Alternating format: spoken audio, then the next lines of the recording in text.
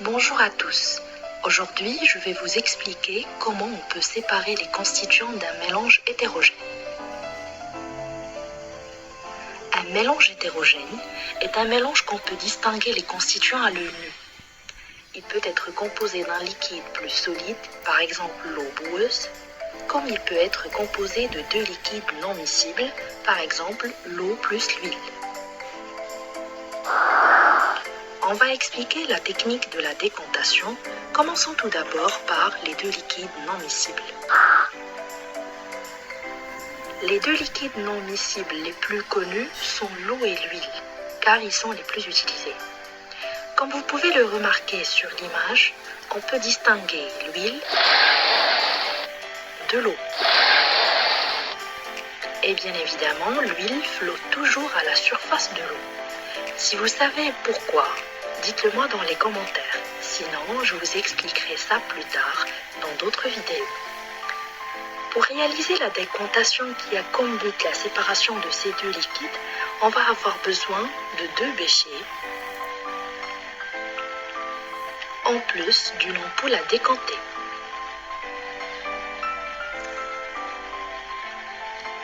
Dans l'ampoule à décanter, on verse le mélange. Puis, on le laisse reposer et comme ça, l'huile remonte à la surface de l'eau. On ouvre le robinet de l'ampoule à décanter et on récupère l'eau dans le bécher. Puis, on peut récupérer l'huile dans l'autre bécher et comme ça, on a pu séparer les deux liquides non miscibles.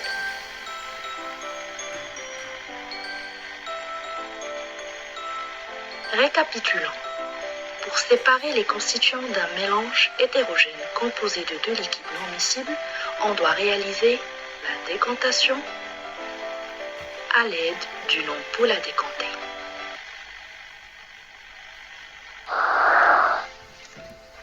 Concernant un mélange hétérogène composé d'un liquide plus solide, on utilise aussi la décantation. L'eau boueuse, elle contient de l'eau, de la boue bien sûr. Elle peut contenir aussi des cailloux, des tiges et des feuilles d'arbres.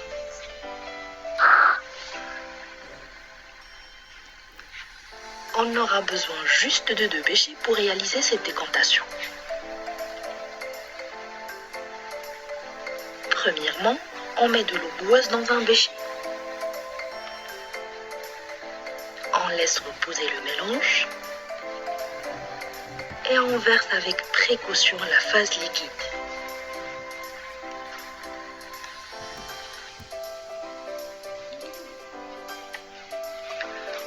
Vous pouvez remarquer qu'avant de laisser reposer le mélange, le liquide était trouble.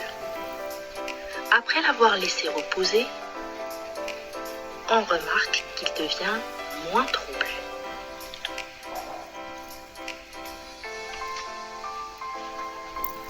Vous devez retenir que la décantation consiste à laisser reposer le mélange. Comme ça, les particules les plus lourdes se déposent au fond du récipient en formant un dépôt, tandis que les particules les plus légères flottent à la surface et on peut les éliminer facilement. Dans la deuxième étape, on transvase le liquide dans un autre récipient délicatement pour ne pas laisser passer les particules en suspension. Mais en vain, ils passent en fin de compte.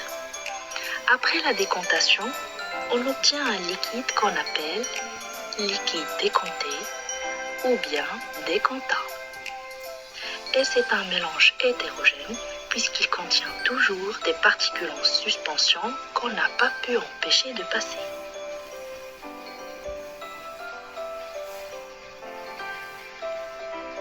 Le jus d'orange est un liquide trouble à cause de la très fine pulpe de fruits. On peut obtenir un jus limpide en utilisant la technique de la décantation.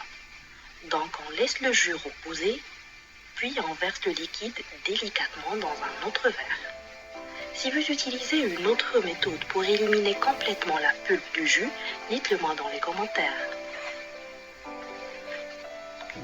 Récapitulons.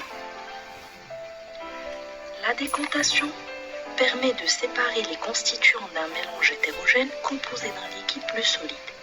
Mais cette technique n'est pas suffisante car elle laisse toujours des particules en suspension. En plus, elle demande beaucoup de temps. La filtration est souvent utilisée en complément d'une décantation pour éliminer les particules en suspension. Alors, qu'est-ce qu'une filtration? La filtration est une technique qui permet de séparer les constituants d'un mélange hétérogène lorsqu'un des constituants est sous l'état physique liquide et l'autre sous l'état physique solide. Pour réaliser une filtration, on aura besoin du matériel suivant: un Erlenmeyer, un entonnoir et un papier filtre.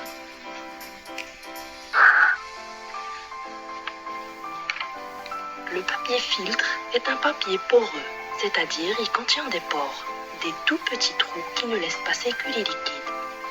Donc le filtre retient toutes les particules solides en suspension dans le mélange. Il faut commencer par poser l'entonnoir au-dessus de l'Erlenmeyer. Ensuite, on doit plier le papier filtre en 4 de manière à former un cône et le placer dans l'entonnoir. On verse le mélange hétérogène doucement dedans pour que le liquide puisse traverser le papier filtre. Il est préférable que le mélange soit d'abord décanté, car certaines particules lourdes comme des cailloux ou bien pointues comme une tige d'arbre peuvent déchirer le papier filtre.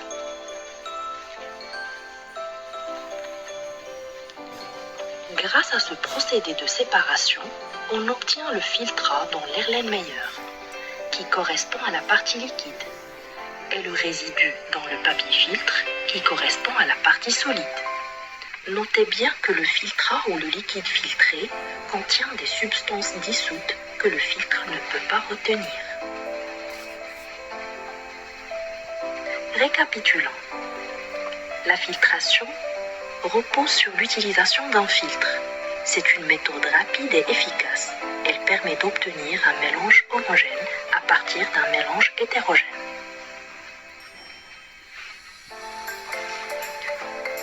J'espère que vous avez bien compris les principes des deux méthodes, décantation et filtration. Elles sont largement utilisées dans des domaines aussi variés que l'agroalimentaire, la biologie, la pharmacie, le traitement de l'eau ou l'industrie chimique.